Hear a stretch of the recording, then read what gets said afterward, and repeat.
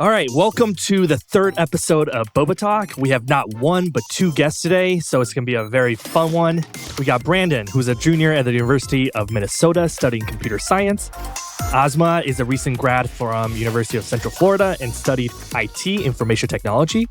They were both recent software engineer interns at NASA in Cleveland, and they just wrapped up their summer internships, so we're here to talk about that. So welcome, Brandon, welcome, Asma, to Boba Talk. Thank you for having us. What are you guys drinking today as far as your boba bubble tea? So I guess I'll go first. Me right now, I have a winter melon green tea with pearls. No milk. Ooh. Not a milk enjoyer. I've got tiramisu boba. It was supposed to be with no boba, but I guess they gave it to me, so I saved 96 cents. So yeah, Tiramisu boba. yeah. Down south, there's this place that like specializes in it. It's not like just tiramisu flavor. They have like tiramisu foam on top, like how like most places have cheese foam. So it's like pretty cool. They give like a little shovel with it. What? Yeah, like as a spoon. They give like a little shovel. What? They give one each time you go? Yeah. So I have a little collection. Okay. I use them for my plants. You do? Yeah. Are they in different colors? Oh, are they all pink? No, most of them are pink. Now they have black ones. I left them in my kitchen, so we have the pink ones right now. I love that. Awesome. That's adorable. That's very on brand with boba tea, right? Like just like the cuteness of it all. Yeah. Oh, there's another place where we went to just for like the bear cups, like bear ears. Yeah, like the top of the cup, it's like a little bear. Dang. Aww. I didn't know Florida's boba game is this on point. Just Orlando, and it's all owned by like the same 5 people. I wonder if like, isn't it Disney World is down there? If Mhm. that's like bringing out that like, Totally forgot, yeah. vibe. Actually, it's not Disney that did it. We have a little area that has like a lot of Vietnamese and Filipino immigrants, which again, kind of doesn't make sense because boba is Taiwanese. But then after that, we had a lot of Taiwanese immigrants coming in. So we have like a little sham of a Asia town. And then from there, with the university getting like huge, we started having like way more boba shops opening. I could see that. Yeah. That's awesome. What are you drinking, Lo? What are we drinking? You got us these today. So these are from Usagi in Dumbo, Brooklyn. I want to give them a shout out, but these are matcha. And we're switching with matcha tea today instead of boba tea, but kind of in the same maybe genre. All right. So do you want to tell us a little bit about yourselves just to kick this off? So my name is Asma. I recently graduated from the University of Central Florida, and I was it's a little complicated with my title. It was like really long. It's like 20 words. But to make it short, I was a software development intern at NASA, and I worked on the Beginner's Guide to Aeronautics website. Whoa. Like what's the website? What's the URL? The new one is www.grc.nasa.gov/beginners-guide-to-aeronautics. We'll post in the description later. Awesome. So yeah, as an introduction for me, hi, my name is Brandon Lamb. I am currently a junior at the University of Minnesota studying computer science. I recently just finished up my internship at NASA as well as a software engineer intern. My project over at NASA was working on creating an inventory management system for them, mainly for like prototypes and like things for like the ISS, for example. So if you had like a test rocket, right, and you were to like obviously make the rocket and test it, after that, what kind of happens to that rocket? Well, right now it's kind of just thrown into a warehouse and forgotten about. So the idea is to create a site for the centers to communicate with each other so you can reuse and repurpose the parts for it. And yeah, it's going to be an internal tool that we're going to be using. That's what's up. How many people were on your teams for these two projects? So for me, I actually was only on a team with around 4 people. So yeah, it was very, very small. And were you the only intern or was this a team of interns? Yeah, so in my case, it was pretty interesting. So I was the only intern doing software related work, but I had 2 high school interns assigned to work with me. So shout out to Trinity and Elena. But they were basically working with the organization of all the like warehouses. So they were like obviously with a warehouse, there are a ton of things inside of it. So they were going into each warehouse and like putting everything into a CSV, taking all the files and like manually testing the website for me. Oh yeah, they also designed the website. So I had them learn HTML and CSS and like how to design things in Figma. And they ended up creating a bit of the front end on the website, which was really, really cool. NASA uses Figma. Cool. Yeah. For me, I was the only intern in my position. And also, like, for what I was doing, I was the only one. I was part of a bigger team called the Glue. So, like, all of NASA Glen's websites, they have a team. And then each, like, sub website has its own team. So my team was just me. And then I stole somebody else's intern to help me with the graphics. Nice. And just for the listeners, what is Glenn? Yeah. So Glenn is NASA's Glenn Research Center, named after John Glenn. He was an astronaut and a senator, I believe, of Ohio. I could be wrong on the second part, definitely right on the first part. And yeah, it's one of NASA's centers in Cleveland, Ohio. By the way, that's where I went to high school in Kent, Ohio, so Northeast Ohio. So definitely very near and dear to my heart, that whole area. So that's awesome to hear. Very famous location, by the way. Brandon, you talked about HTML, CSS, Figma. I don't know if NASA allows you to talk about this, but what is the whole tech stack for both of your projects? So for my personal project, it was just a website written in JavaScript. And then we used MySQL for the database with just a Node.js and Express backend. So a very, very like simple and bare bones, like full stack website. Okay. Yeah, for me, it was about the same. I worked with like pure HTML, CSS, JavaScript, and then I was working on converting applets that were originally written in Java, but like the first version of Java. And then I had to convert it to first like something legible and then to JavaScript so that I can run on the websites. Oh, wow. Did you know Java and JavaScript before the internship? Yeah. Okay. What were some of the highlights of your internships? Anything that surprised you or stood out as you were working at NASA? I say it like that because, you know, it's amazing to the outside world, you know? Yeah. I guess one of the coolest parts about working at NASA is, okay, this is going to sound kind of dumb, but it's just the fact that you're working at NASA in a sense that like, you know, it does sound really dumb, but does it live up to the hype? Well, like, you know, there's a ton of like smart people everywhere. And like our facility had like a ton of buildings, right? So what we do every single day is we just like go around to random buildings and explore them and kind of just like ask them like, hey, what do you guys do here? And every single time it'd just be the most insane thing ever, right? Like, what is it? Like one of the people I knew, they were trying to send a plant up to the moon. I don't know. They're just doing some crazy things. And like every conversation you have is just like really, really interesting. And like you would just not be expecting it. Yeah, I think that's like really cool thing of an internship, right? Is that you get to hopefully meet some really fascinating people that can kind of broaden your horizons and open you up to more experiences and knowledge. Asma, you were going to say something? Oh, yeah. I think definitely the people, because when you hear NASA, you think of like really smart, like astrophysicists and stuff like that. But there's such a huge like range of people and expertise, especially with the interns. Like we both have like a computer science background, but then one of our close friends, she is doing like art history, and that landed her a NASA internship. We know people who are doing like raw physics, and I thought that was like kind of crazy because I just don't get how people like do physics for 4 years. Quick question about the art history intern. What did they do there? She was a graphic design intern.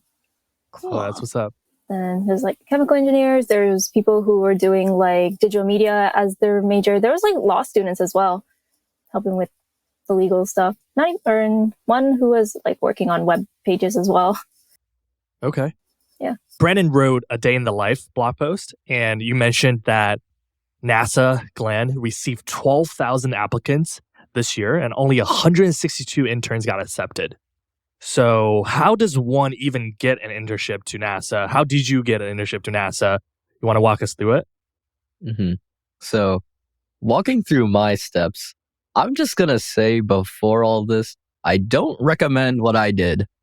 Basically, my school offers a mentor program, and I ended up getting matched with a mentor who is currently a software engineer at Google. And one of the first couple of things he told me to do is to stop going to class. So I stopped going to class. But he told me if you stop going to class, you need to do these two things. One, you need to do projects. And then two, you need to do LeetCode. And I'll go into the LeetCode part later because I have a lot of opinions on that. But the first thing, like, think about it, right? When you're applying to a job, like, sure, a 4.0 GPA looks nice, but like, what matters more, right? Do you have like, the skills to actually do the job? Or like, because, everyone's taking the classes already. Do you need something to set yourself apart from the other people? And if you don't have experience, for example, in a software engineering role, you got to make some projects, right? So I attended a couple of hackathons. So I went to HackNYU Iowa, HackNYU, and then LA Hacks and made some cool projects there. And that ended up filling quite a bit of my resume. And that ended up getting my first internship, which was at a different healthcare company. And after I got that experience, then it was enough to, get me into NASA. Asma, is that similar to your trajectory? I assume not. No, for me, I feel like the two of us are kind of like the worst people to ask about this because it was a lot of luck.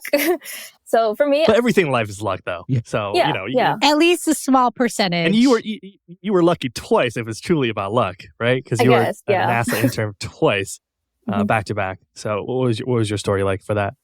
So for the first one, I applied to a lot of positions, and then I also kind of did the same thing Brandon did, where I delayed my graduation by 2 semesters technically by taking my summers off. So then I would have the time to like work on stuff, and then I ended up landing the internship. One of the internship coordinators reached out to me because I applied to a lot of like web development positions, but I guess they wanted me for that one specifically. So that's what they asked me about and then told me to apply to. And then the same thing kind of happened again with the next position. My mentor saw that I applied to another one of her positions and then was like, hey, I see you applied to this one. Can you apply to this one instead? I think you're better suited for that. I tried, but it was also like a lot of luck. Mm-hmm. Another thing I'd like to add is just like getting involved, I guess, with like, either some club or something on campus, right? Because on my resume, I actually had the fact that I was in FIRST Robotics for 4 years of my high school experience. And that was actually one of the biggest parts for my mentor actually choosing to hire me because she really liked the fact that I had like the experience in leading a team and just like putting in the dedication to, be on this team for 6 weeks and then create this gigantic robot.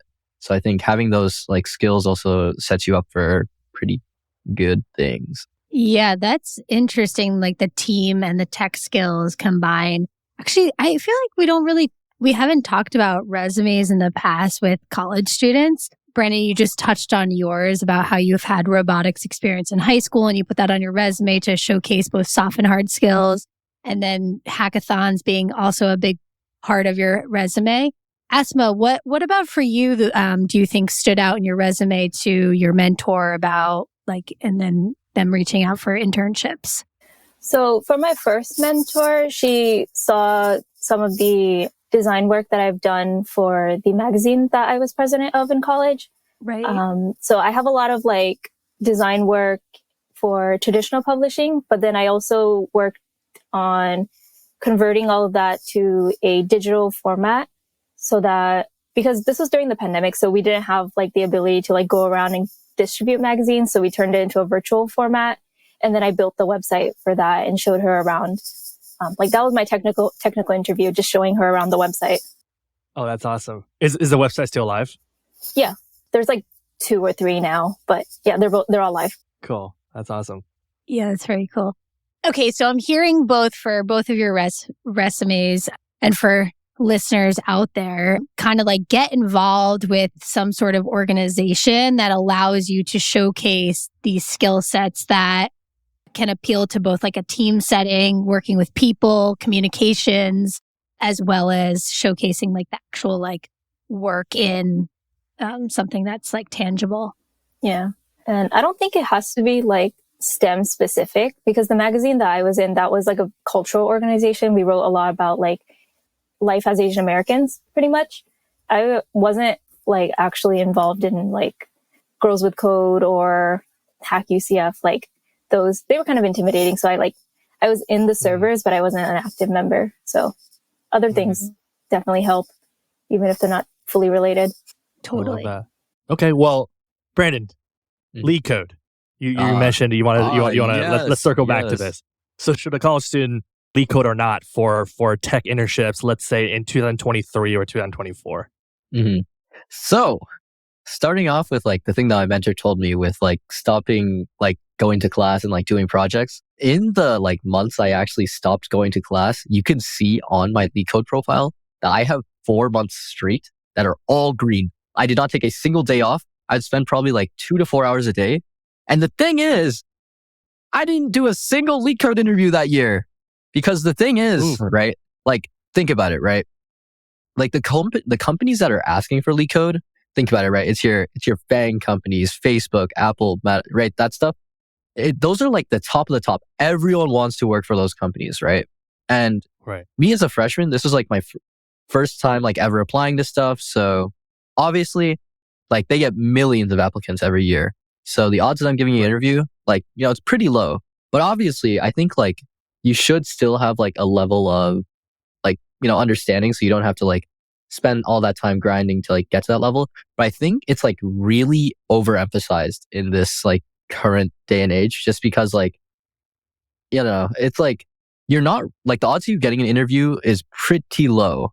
Like most people should be aiming to search for like something local, in their area for like their first internship. And then after that, then I think LeetCode starts mattering quite a bit. Because right now in my current like interview process, I've actually been doing a ton of LeetCode questions. And I've been doing a ton of that in interviews. Okay. So I think, if you're starting out, do not put a huge emphasis on LeetCode. Maybe like if you want, hey, maybe do like a question a day, question a week. So you like build that habit, build those skills, because you will eventually need it if you want to work like higher up in the tech industry. But it is like not necessary. It's like not the end all be all, basically. You do not need to be good at LeetCode. You don't need to do LeetCode to get a job in tech. It's just the fact that if you want to work for like specific companies, then you would have to. I think projects matter a lot more because you're not going to get the interview if you're good at LeetCode, right? You're going to get an interview if you have like good experience, good projects and that stuff. Right. It's almost like you got to figure out which part, dissect your job hunting journey into 2 parts. Part 1 is getting that job interview. And part 2 is getting that offer. So if you're stuck on the first part, then I don't think LeetCode is going to help you at all, right? So, by the way, Asma, do you agree with this, or do you think LeetCode is still a very chief or important part of the interview prep? I agree, but I also have not passed a lot of interviews because of LeetCode, or like LeetCode or HackerRank, like the exams that they send. So I still think it's pretty important, but it shouldn't be like your number 1 priority. Personally, I think you need to focus a lot on like your personal development, like, having a good personality, actually having a personality. Because I feel like that holds a lot of people in our field back. Sunny actually says this all the time. Like, part of it is obviously the skills for the job to be competent in that. But it's also something that you're assessing in a job interview is like, is this person going to be enjoyable to work with?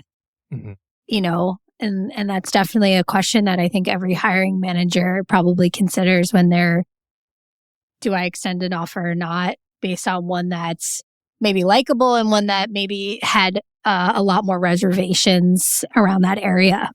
Yeah. I think the old school way for this is like the recruiters or the hiring manager usually ask back in the day was like, would I want to drink a beer or go out with this person after work?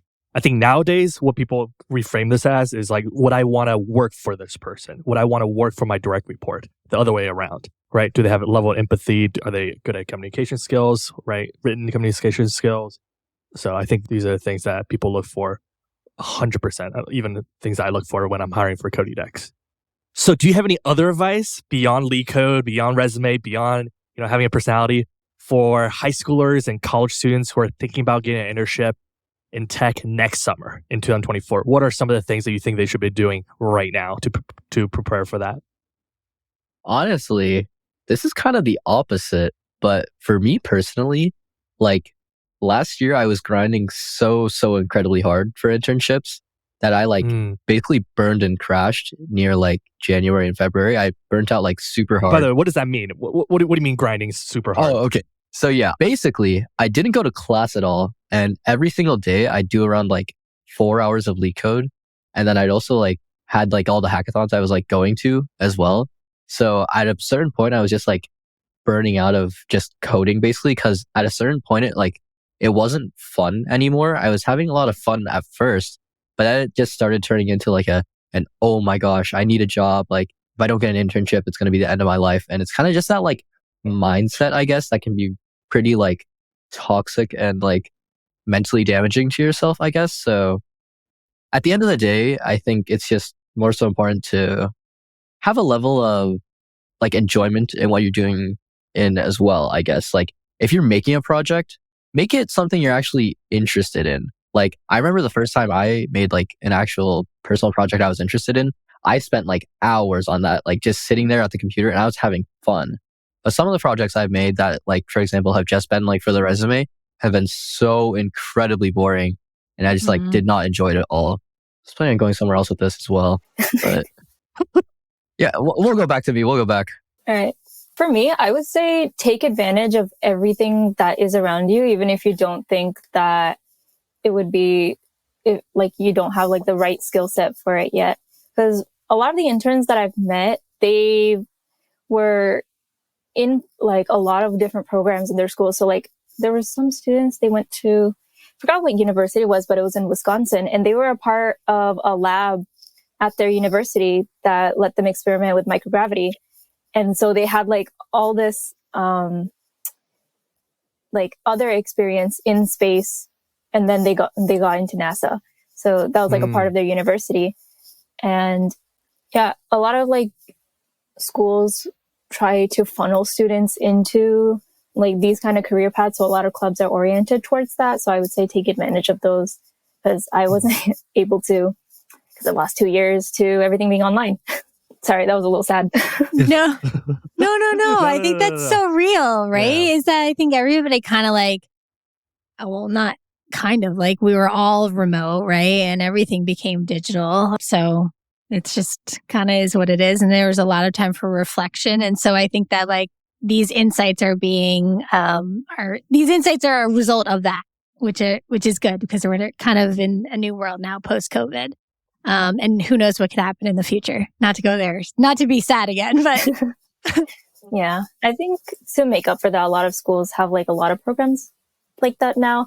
Like there's an increase in REUs. So like, was it research for undergrad? I don't remember exactly what it stands for, but it's basically undergrad research where you work under a professor and you do like a research for a whole semester, and then you present a poster and you look cool and stuff. Did you do that? I did one, and I wish I was born like 2 years later, so then I could do more. Because they just started doing those like right before I was going to graduate. Yeah. So Brandon, you should do them. Maybe. We'll look into it. Brandon's not going to class. yeah. Can we talk about that for a minute? Yeah. How does that? Yeah. Are you in college or are you what not does that in even college? mean? Not going to class? No, I didn't go to class.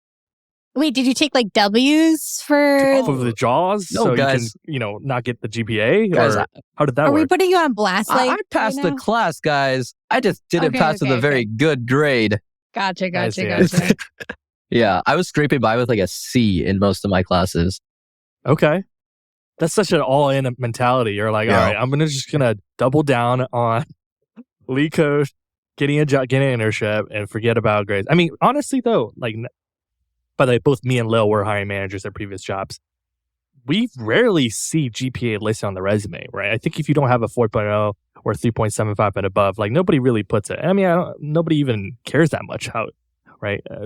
A few years after college. So, yeah, I think maybe you're onto something here.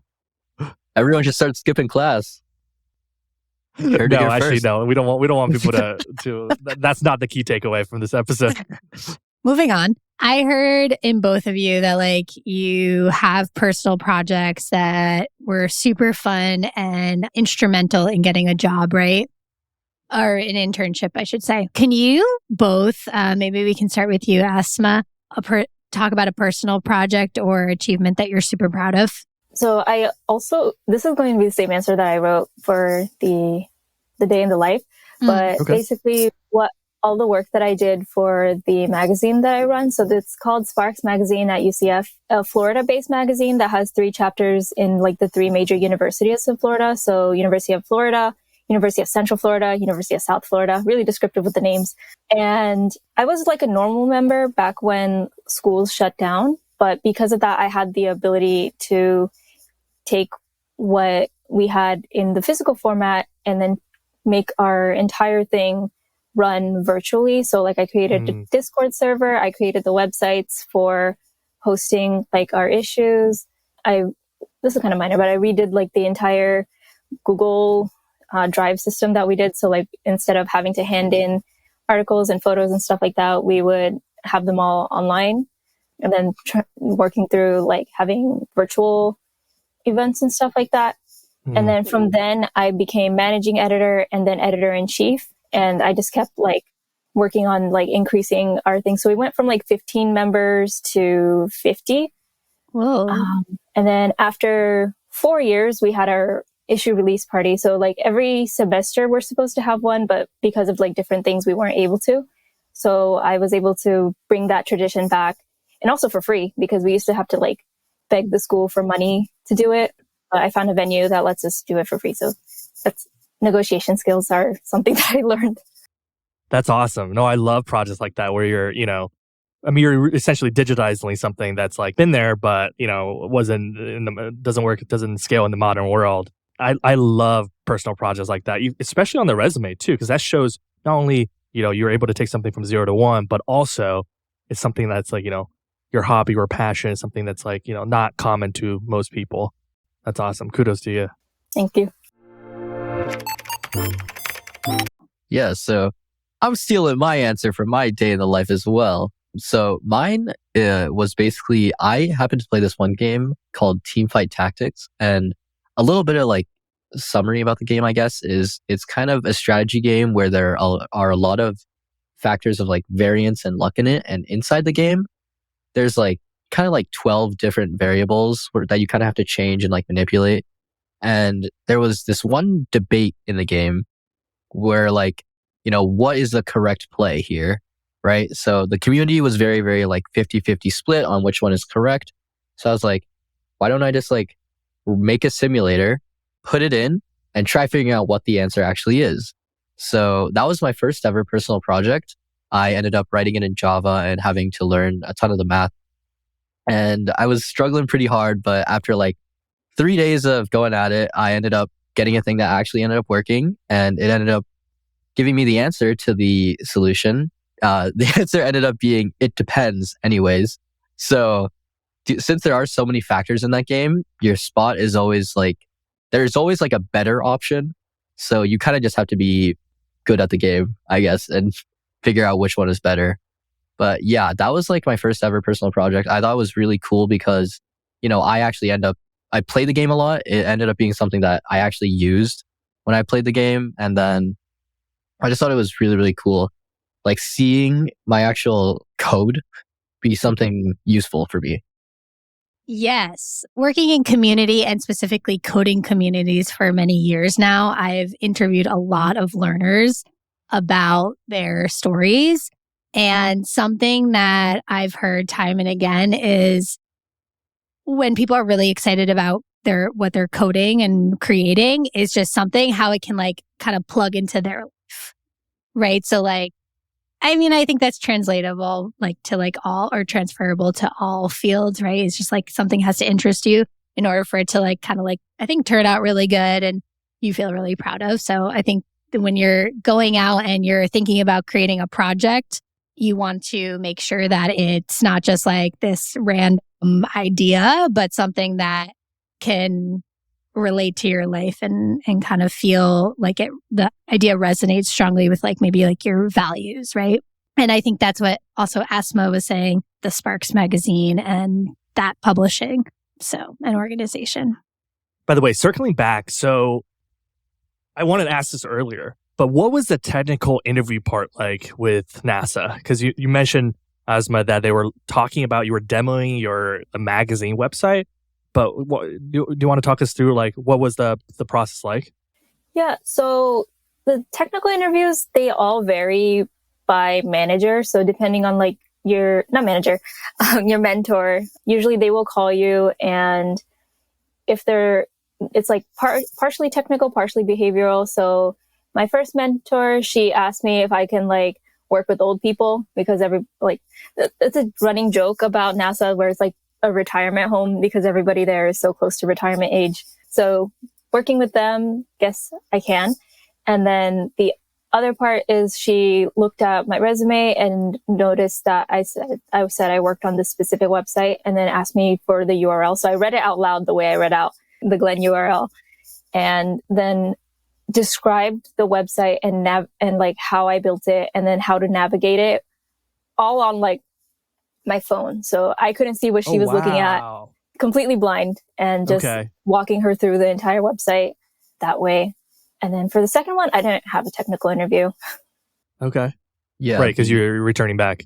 The process for NASA is definitely interesting to say the least. I was on a boat with for one of the last days, like one of the branches in NASA like rented out a huge boat, and it was nice. Okay. That thing was nice, but there were only like 5 people that showed up for some reason. It was Scan's, please, because Scan has the money and NASA has it. No, it was a big boat. It was like, oh man, okay. But yeah, from there, I ended up talking to one of the mentors, and he was talking about why NASA's interview process is so weird. And basically the reason is because once you intern at NASA, the thing is like with a lot of internships for like college students, for example, is it's kind of treated as like a long interview, basically your internship. So like if they want to see if you want to return full time to work there, right? The thing is with NASA, your internship does not mean anything in the sense of like getting a full-time job. So if you are an intern at NASA, you have no job security, and you will not get the full-time job unless you are a Pathways intern. So if you are a Pathways intern, which is just a different intern, then you're guaranteed a job, I believe. But yeah. No. Oh, you're not anymore? I can describe it a little bit better. So we were OSTEM interns. OSTEM is just for the one semester you're in. So like we were summer interns. We both got replaced by fall interns, like that. And Pathways is a program that takes students, like mostly grad students, but like you have to be in school. And while you're in school, you do rotations at a center. And it's kind of like you are not a contractor, you are a civil servant for NASA. So we were contractors by like legal definition, and Pathways interns are civil servants, and they have the chance after a couple of rotations, like 4 or so rotations, to become a full-time employee. But it depends on funding, on the person you work with, the organization you work with. And there's a lot of factors. So you're not guaranteed a full-time. You just have a better chance of getting that full-time position. And then I think if you graduate, you're screwed. But as long as you're still a student, you have a good chance. So a lot of students, what they'll do is they'll delay their graduation, or they'll like start doing a PhD so they can just keep doing it. Just to get the pathway? What? Yeah. Okay. And then a lot of students, what they'll do is if like they're at the end of the line, like they're about to finish their master's, they will transfer to a contractor and work for a different company at NASA instead.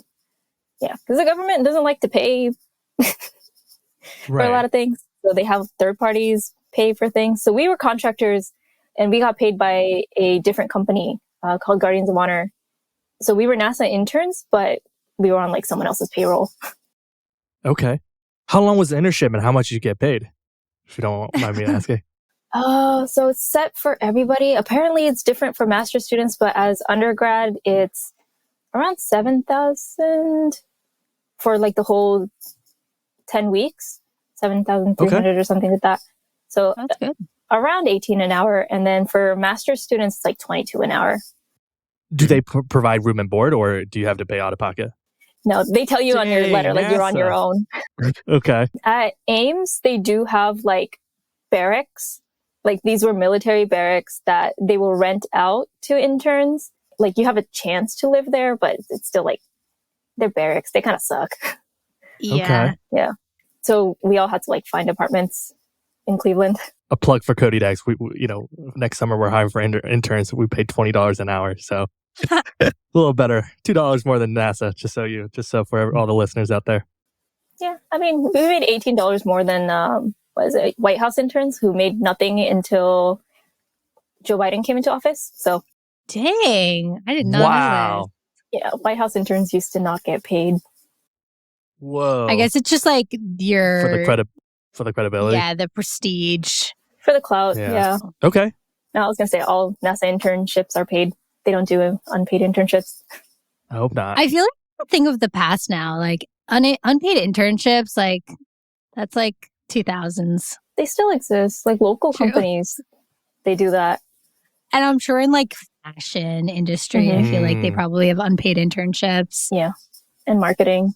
Yeah. Well, in tech, it's mostly paid, I'd say. Yeah.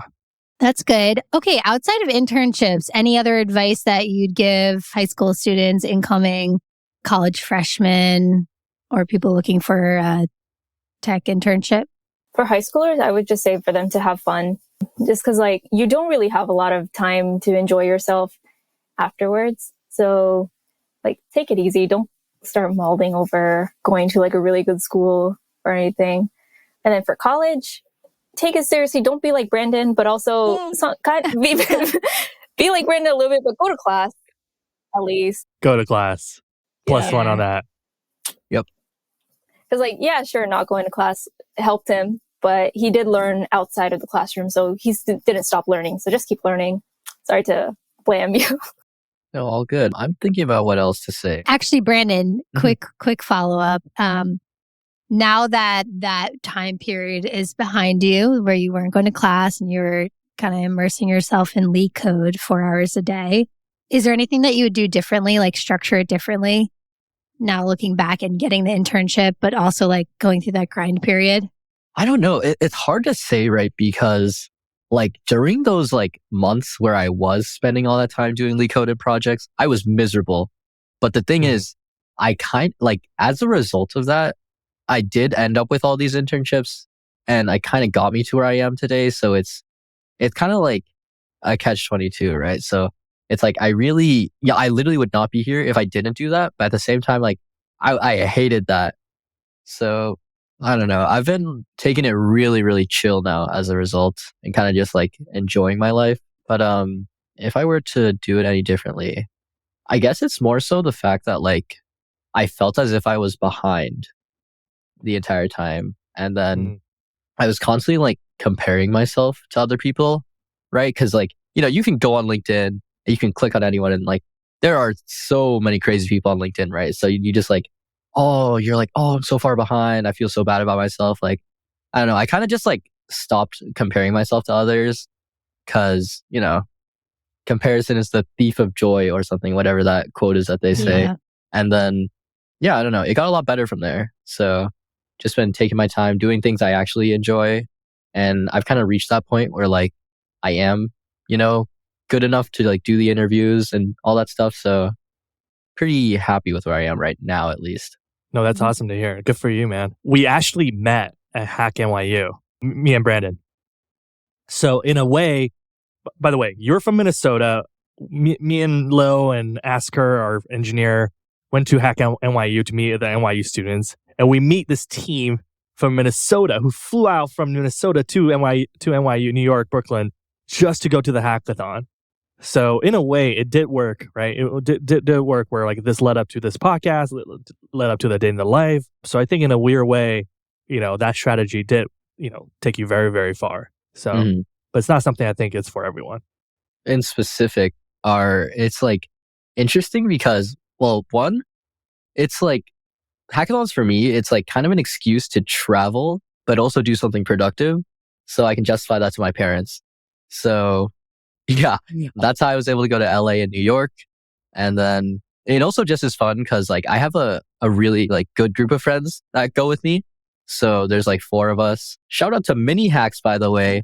Those are the people, that's like our hackathon group. Mini Hacks. Yeah, Mini Hacks is the name of our hackathon group. So yeah, we just like go around to different hackathons with each other and have a good time. It was pretty cool. Yeah, I think too with your style, Brandon, maybe versus Asma's is like you just take different approaches to learning and like buckling down to like get that internship or finish college or whatever it may be. So sounds like Brandon, you're more of like, you like to like sprint, and then rest. Whereas Asma, you seem like you're probably a little bit more like steady in your endeavors, or am I interpreting that wrong? I think I'd agree. I do try to keep things steady, but I also almost never rest, which is not a good thing. It's actually like really bad. I haven't taken a break since 2019. Whoa. So, yeah. And what do you mean by that? Like a vacation off, or anything. Yeah. Oh, wow. Okay. Like aside from like Thanksgiving and stuff like that, but even those, you spend them doing homework, or like my club was basically a full-time job without any money. Wow. So a lot of constant work. And I guess my second piece of advice would just be to take things easy, because it does catch up to you. Like if not your mental health, it will affect you physically. So yeah, that's why I was like, I think like for high school students, they really should take it easy. I did what Brandon did of constantly grinding in high school because I was in IB, and that like kind of ruined my perception on myself, and also like how to do and like navigate the world. And then I spent being in college like trying to repair that while still not fully breaking out of the grind set. So like I can identify the problems, I'm just still working on fixing them. And what is IB? Oh, International Baccalaureate. It's a diploma program that was made for like international students, so that they like while they're traveling, they still have like the same curriculum. And it's kind of like AP if you hated yourself even more. So it's like all of your classes are like college level classes. And then you have to do like I don't remember, for 2 years straight, you have to be doing like volunteering, activity, service, that's volunteering, creativity, activity, service. You have to write like a mini dissertation. It was just like too much for a high schooler, I feel like. Of course, yeah. Yeah. Right. No, not much time for social life. No, Yeah. You had like the same, you were in your high school of like 1,000, but you only see like the same on a good, at like college school with a lot of people, 90 people, but on average, like schools, they have like 30. And it's just those same people every day, and they all hate you because you guys are all competing with each other. Oh my God. Whoa. Yeah. This is in Florida? Orlando? This is IB in general. It gets really toxic because these are like overachieving kids with low social skills. They're trying to get into Harvard or whatever. And in other schools, I know they would like sabotage each other. Like, what? Yeah. Wow. So my school was kind of fine because I went to a very underprivileged school. They had the IB program to make money. So nobody got kicked out. But in other schools, you had to like be better than everybody or you'd get kicked out. So I've heard like horror stories from other schools. Dang. Yeah. Okay. I'm going to probably Google this after that. Yeah. We hope you get a break because, you graduated. I think you finished the high school grind. I have a fun question. I know that we're kind of getting back into school energy, Brandon, and work energy, Asma. But do you guys have any fun vacations on the horizon? Or any sort of fun breaks coming up? And coming up meaning like in the next 6 months to a year even? So with me in specific, I am going to, well, this one isn't very exciting, I guess, but I'm going to Iowa in like a week and a half for a hackathon with my friends. And there's like 16 people, I think, from my school going to Iowa it's for a HackNYU Iowa's hackathon. We're all going to be competing there. So that's going to be pretty fun. But like for an actual like non-productive trip and just fun, I am going to California over Thanksgiving to visit my family. Haven't seen them in like, nice. I think it's since before COVID. So it's been a really long time. Yeah. Oh, wow. Is that where you're from originally? No, it's just my grandparents are from California. So okay. My entire family is like all based in Minnesota other than them. And how do 16 students go to Iowa from Minnesota, which is, I think 5+ hours, right? Like what's the logistics? So that's what we're trying to figure out right now. Last year when we went, it was only 4 of us. So we just took a car down. But since there are that many people, I think the idea is that we're going to just have like 4 drivers, I guess, and have like each car filled up. Oh, wow. We were thinking of taking a bus, but then we realized we were poor. So we couldn't do that. I know if you're like a part of a club, you can have your university sponsor that, like the flights and everything. Apparently, our university is going through a class action lawsuit right now. Oh, So we can't Uh-oh. get the funds that very fast. So yeah, that would be the issue. Any fun plans on the horizon for you, Asma? I hope you get a break soon. I'll see, but I am making plans. I do want to go on like a museum tour up north. Like I know Washington, D.C. has a lot of museums and I would like to see like all of them. Yes. I kind of do want to go back to Cleveland just to like explore it a little more. Okay. Brandon Like- shaking his head. No. Like I don't know what he's on about, but like I enjoyed being there. Okay. And I don't know, I really like the museums there. So I would probably do that. If not, I'm probably going to Georgia once my brother moves there. Cool. I'd also like to go to Boston sometime in the future just to visit. I've never been to Boston. Yeah, I would never also been. like to Sounds visit. cool. Everything up north seems way better than down here. If I'm being honest. Well, you can come tour the Cody Deck's office in just gonna say Dumbo, that. Brooklyn if you ever make it to New York. We've definitely got tons of recommendations for New York if you ever wanted to visit. Especially New York museums, the Met, Brooklyn Museum, right? The Museum of Modern Art, MoMA. Mhm.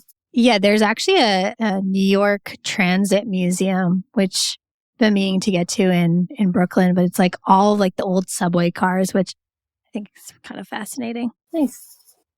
When I actually ended up going to HackNYU, I was there in New York for 2 days like before just to explore New York. I ended up going to the Met with like a couple of students from FIT, the Fashion Institute of Technology. And man, it is crazy going there with some of the fashion students because like I'm going to be sitting here like looking at a painting and a dude walks up to me and he was talking about this one painting for like 15 minutes with me. And it was really interesting. I'm not going to lie. And yeah, we ended up getting kicked out because we were chilling there for too long, but it was a nice experience to say the least. Yeah. Yeah. Okay. 2 more questions. What will the rest of 2023 and 2024 look like for you both? Just kind of what's next? Asma, you want to kick us off?